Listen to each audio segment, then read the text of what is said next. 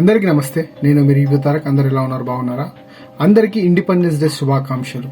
రేపు రాబోయే రాఖీ పండుగకైనా పిల్లనైనా అన్ననైనా తోడుగా నీడగా నిలుపుకునేది ఒక అన్నయ్య మాత్రమే.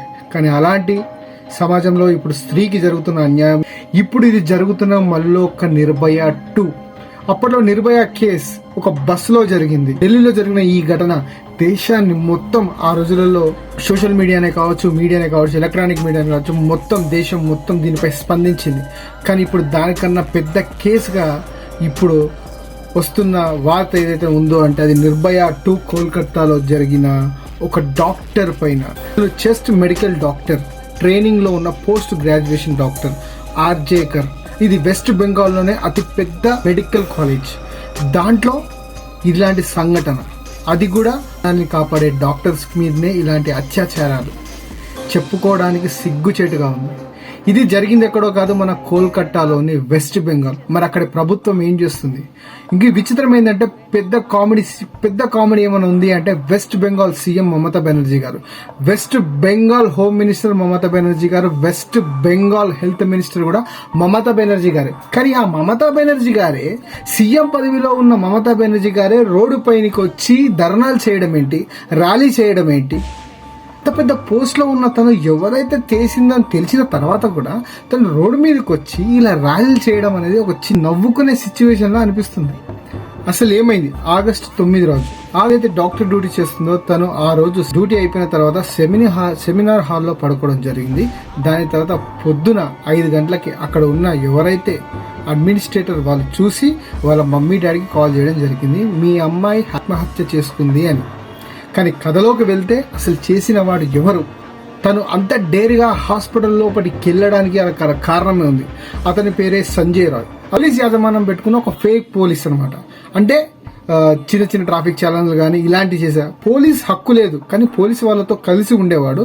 తను ఈ హాస్పిటల్ ఏదైతే ఆర్జేకర్ హాస్పిటల్లో ఎప్పటి నుంచో దాంట్లో ఉండేవాడు అనమాట.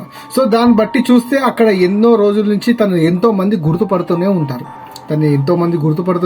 అక్కడ ఉన్న ప్రతి ఒక్క అడ్మినిస్ట్రేటర్ కూడా ఇతను ఒక పోలీస్ అని అనుకుంది. సో అలా అందరు గుర్తుపడతారు. దాంతో పాటు ఈ ఎవరైతే సంజయ్ రాయ్ ఎవరైతే ఉన్నారో ఆ రోజు సెమినార్ హాల్లో పడుకున్న ఈ అమ్మాయి పైన ఇతనే ఖచ్చితంగా రేప్ చేశాడనే కారణం చిన్న ఒక ఇయర్ ఫోన్స్. తన సీసీటీవీ ఫుటేజ్ లో ఆ రోజు ఉదయం 3 గంటల సమయంలో ఆ రోజు సెమినార్ హాల్లోకి వెళ్ళడం ఆ సీసీటీవీ ఫుటేజ్ రికార్డింగ్ అవడం జరిగింది. దాని తర్వాత తన పైన అత్యంత దారుణంగా తనని రేప్ చేయడం జరిగింది. ఆ రేప్ చేసిన సమయంలో ఆ అమ్మాయి ఏదైతే ఉందో ప్రొటెక్ట్ చేసుకోవడానికి తన గోర్రల్లో అతని చర్మం, దాని తర్వాత అతని రక్తం కూడా ఉండిపోవడం జరిగింది.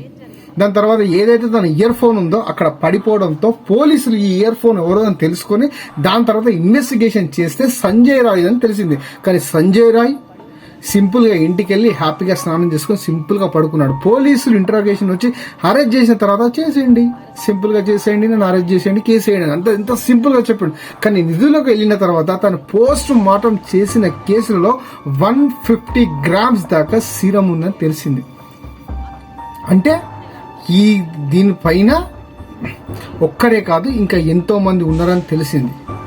సో ఎంత నీచంగా తనని పోస్ట్ మార్టం చేసిన డాక్టర్లు ఇస్తున్న రిపోర్ట్ ని బట్టి చెప్పలేము. అంత నరక యాతన చూపించి తనని చంపడం జరిగింది. అతని పైన సెక్షన్ 64, 103 కేసులు పెట్టడం జరిగింది. ఇంత జరిగిన తర్వాత కానీ మరి ఆ కాలేజ్ లో చూస్తున్న డీన్ పరిస్థితి ఏంటంటే అతను వెంటనే రిజైన్ చేయడం జరిగింది. రిజైన్ చేసిన వెంటనే ఇంకొక కాలేజ్ లోకి వెళ్ళి అతనికి ప్రిన్సిపల్ లాగా ఇంకొక చోట జాబ్ రావడం జరిగింది. అదే విచిత్రం.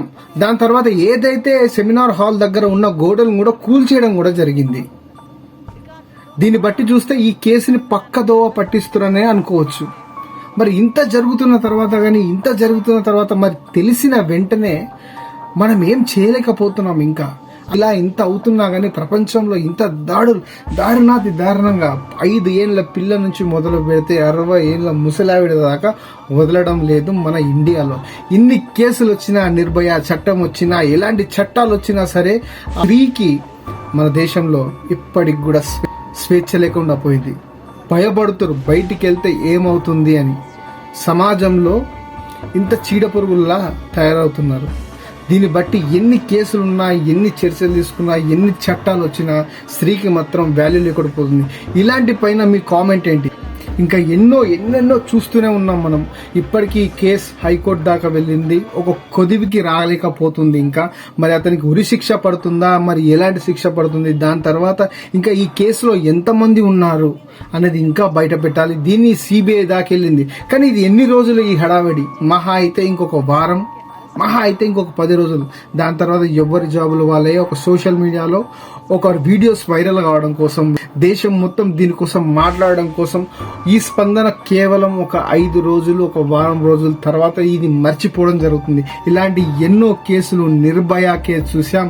దాని తర్వాత హైదరాబాద్ లో శంషాబాద్ ఎయిర్పోర్ట్ దగ్గర జరిగిన ఇంకొక ఘటన చూసాం. సింగరేణి కాలనీలో చూసిన ఒక చిన్న అమ్మాయి పైన రేప్ చేసింది, ఇవన్నీ చూసాం.